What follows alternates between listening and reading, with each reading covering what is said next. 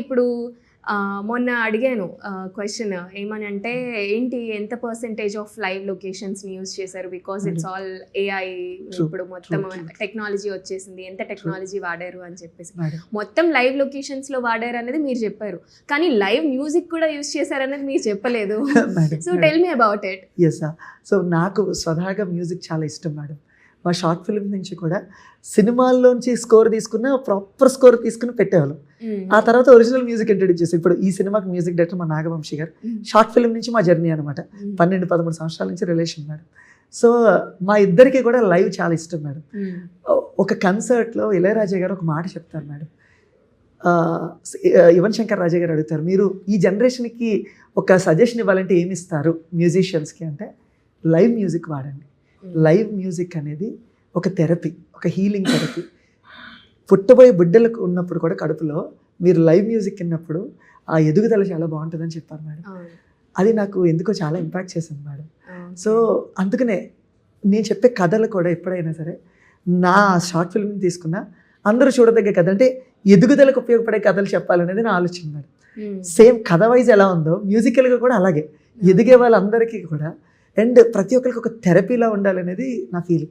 అందుకనే నాకు వంశీ గారికి ఇద్దరికి లైవ్ ఇన్స్ట్రుమెంట్స్ అని చాలా ఇష్టం మేడం. ఈ సినిమాలో స్ట్రింగ్స్ చేశాను madam, 30-40 piece orchestra strings, Chennai strings నుంచి. ఇందులో మీరు వినబడే ప్రతి సౌండ్, అది వీణ అవ్వచ్చు, ఫ్లూట్ అవ్వచ్చు, దిల్రుబా అవ్వచ్చు, సితార్ అవ్వచ్చు, గిటార్ అవ్వచ్చు, ప్రతిదీ లైవ్ ఇన్స్ట్రుమెంట్. ఎందుకంటే మాకున్న ప్రేమ ఇలా చూపించుకున్నాం మేడం మ్యూజికల్గా. అందుకనే ఆ మెలోడియస్, ఆ సౌండ్ కానీ నిజంగా మీరు ఆ బ్రీజ్ అన్నారు, మ్యూజిక్తోనే ఆ బ్రీజ్ మాకు తగిలినట్లు అనిపించింది. అండ్ మోర్ ఓవర్ విజువల్స్ పరంగా చూసినా చాలా క్వాలిటీగా అనిపించాయి. సో టెక్నికల్గా ఏ టైప్ ఆఫ్ కెమెరాస్ కానీ అసలు ఎలా టెక్నికల్గా యూజ్ చేసుకున్నారు? యాక్చువల్గా ఈ సినిమాని మేము లార్జర్ ఫార్మేట్లో రిలీజ్ చేయాలనుకున్నాం మేడం. మీరు అడిగిన క్వశ్చనే, రియల్ లొకేషన్లో తీసినప్పుడు ఒక బ్యూటీ ఉంటుంది, ఎందుకంటే లొకేషన్ కూడా క్యారెక్టర్. మీకు లాస్ట్ టైం చెప్పినప్పుడు ఒక లొకేషన్ అనేది క్యారెక్టర్లో ఫీల్ అవుతుంది. సో ఈవెన్ గ్రాండ్ క్యాన్వాస్, ఇప్పుడు ఇది ఒక గోదావరి సముద్రంలో కలిసే ప్లేసెస్ అవ్వచ్చు, లాంగ్ షాట్లో కొబ్బరి చెట్లు మధ్యలో షార్ట్ రావటం అవ్వచ్చు, టాప్ యాంగిల్లో క్లౌడ్స్ మీద షార్ట్స్ అవ్వచ్చు, ఇవన్నీ ఏంటంటే లార్జర్ దెన్ లైఫ్ ఎక్స్పీరియన్సెస్ ఉంటాయి మేడం. ఇలాంటి వాటి కోసం కెమెరా క్వాలిటీగా పడితే మనం సినిమాని ఎన్హాన్స్ చేసి ఐమాక్స్ వెర్షన్స్లో కూడా దించవచ్చు. ఇప్పుడు డాల్బీ సినిమా అని వచ్చింది, మనం బిగ్గర్ ఫార్మేట్, లార్జర్ ఫార్మేట్లో రిలీజ్ చేయాలి. దానికోసం మేము అరీ సూపర్ 35 కెమెరా వాడాం మేడం. డ్యూయల్ సెటప్తో 2 కెమెరాస్. సో డ్యూయల్ సెటప్స్ ఇప్పుడు దీన్ని అంటే ఓపెన్ మ్యాట్ చేసి మనం బిగ్గర్ పిక్చర్లో చూపించవచ్చు. సో సేమ్ మన sound wise, visual wise match అయినప్పుడు it's all like A cinema చూస్తున్నప్పుడు ఐ ప్లీజింగ్కి, కంటికి అంత పెద్ద స్క్రీన్లో బా ఒక మంచి visual ఉన్నామనే feeling, immerse experience, to give the immerse experience ఈ కెమెరాస్ వాడి ఆ క్వాలిటీ తెప్పించడం జరిగింది.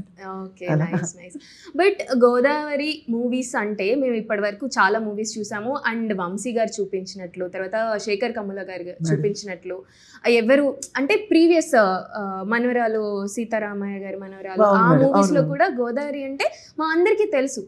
సో మీరు ఏం చూపించారు ఆ మూవీ, మీ గోదావరి గట్టి పైన అంటే ఏం చెప్తారు? ఇప్పుడు జనరేషన్ అని అంటున్నారు కదా మేడం, దానికి చెప్తాను. ఇప్పుడు జనరేషన్ ఏదైతే, అరే మన ఊరు వెళ్తే ఒక సరదా ఉంటుందిరా, మన ఊరు వెళ్తే ఒక ప్యూర్ ఎయిర్ పీల్చుకోవచ్చురా అనే ఒక స్వచ్ఛమైన ఒక ఫీలింగ్ ఉంటుంది కదా మేడం, ఆ ఫీలింగ్ ఈ సినిమాలో కనబడుతుంది మేడం. మీకు కనబడుతుంది, వినపడుతుంది కూడా ఈ సినిమాతో. అంటే ఒక మట్టి వాసన ఉంటుంది చూసారు మేడం, అది సినిమాలో కనబడుతుంది. అదే లైన్ కూడా ఉంది మేడం, అలాంటి లైన్ పాటల్లో కూడా పెట్టి చూపించాం అనమాట. సో మేడం అసలు వాళ్ళతో కంపేర్ కూడా చేసుకోలేను మేడం. పెద్ద వంశీ గారు అవ్వచ్చు, గోదావరి శేఖర్ కమల గారు అవ్వచ్చు, కృష్ణ వంశీ గారు అవ్వచ్చు, వీళ్ళందరూ లెజెండరీ ఫిల్మ్ మేకర్స్ మేడం. వాళ్ళు మ్యాక్సిమం ఎక్స్ట్రాక్ట్ చేస్తారు మేడం, చాలా బ్యూటిఫుల్గా, ఎస్థెటికల్గా అన్నీ బ్యూటిఫుల్గా చేస్తారు. నేనేంటంటే వాళ్ళ అడుగుజాడల్లో ఏదైనా కొత్త కోణంలో చూపించడానికి ఒక ప్రయత్నం చేశానంతే, ఆ మట్టి వాసన ఇంకొకసారి రప్పించడానికి అంతే మేడం. ప్రతిసారి ఎప్పుడు మేడం త్రివిక్రమ్ గారి గొప్ప డైలాగ్ ఉంటుంది కదా, అమ్మ అవక ఎప్పుడు బోరు కొట్టదు. సో ఇది అంతే మేడం, గోదావరి ఎప్పుడు ఎవరికి బోర్ కొట్టదు మేడం, నేచర్ ఎప్పుడు బోర్ కొట్టదు మేడం. అది సో నేను ఎన్నిసార్లు ఎంతమంది అయినా కొత్తగా చూపించుకోవచ్చు. ఆయన ఇటు బ్లాక్ పెడితే నేను ఇటు బ్లాక్ పెట్టచ్చు, అంతే, ఏం లేదు మేడం, అందరికీ నచ్చేలాగా. సో మీ డెబ్యూటే గోదావరి నుంచి స్టార్ట్ చేశారు అంటే వాళ్ళందరూ ఇప్పుడు మీరు చెప్పిన డైరెక్టర్స్ ఎవరైతే ఉన్నారో సినిమా మొత్తంలో కనీసం ఒక్క షాట్ అయినా అక్కడ చెయ్యాలి అన్న సెంటిమెంట్ ఉంటుంది మేడం, కదా. మేడం, అలా మీకు తెలుసో లేదో ఆ చెట్టు ఉంటుంది కదా, ఆ చెట్టు అవును, దగ్గరికి వెళ్ళి గోదావరి చేస్తారు. ఇది పాపికొండల దగ్గర అవును. ఒక రేవు దగ్గర చెట్టు ఉంటుంది. అవును. వంశీకర్ ఎప్పుడు ఆ చెట్టు దగ్గర షార్ట్ పెట్టి షార్ట్ తీస్తారు. తీస్తారు. Yes, సో madam, అలా తెలుసు. మీకేమన్నా సిగ్నేచర్, మీకేమన్నా ఒకటి పెట్టుకున్నారు ఒక స్పాట్? నా పర్సనల్ గా ట్రైన్స్ నాకు చాలా ఇష్టం మేడం. I love trains. నేను లిటరల్ గా ట్రైన్ ప్రేమిస్తాను. ఎందుకో ట్రైన్ జర్నీ అన్న ట్రైన్లో ఎక్కుచాను. సో దానికోసం పైనుంచి వెళ్తుందనా? గోదావరి బ్రిడ్జ్ మీద నుంచి వెళ్తా ఉంటాయి కదా మన ఆర్చ్ బ్రిడ్జ్, నాకు చాలా ఇష్టం మేడం.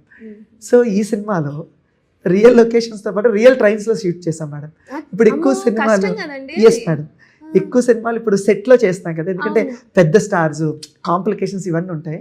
ఈ సినిమాలో ఒక స్ట్రెచ్ మొత్తం భీమవరం నుంచి పాలకొల్లు స్ట్రెచ్ తీసుకుని, ఆ స్ట్రెచ్ పర్మిషన్ తీసుకుని ఒక ట్రైన్ మొత్తం తెప్పించారు ప్రొడ్యూసర్స్.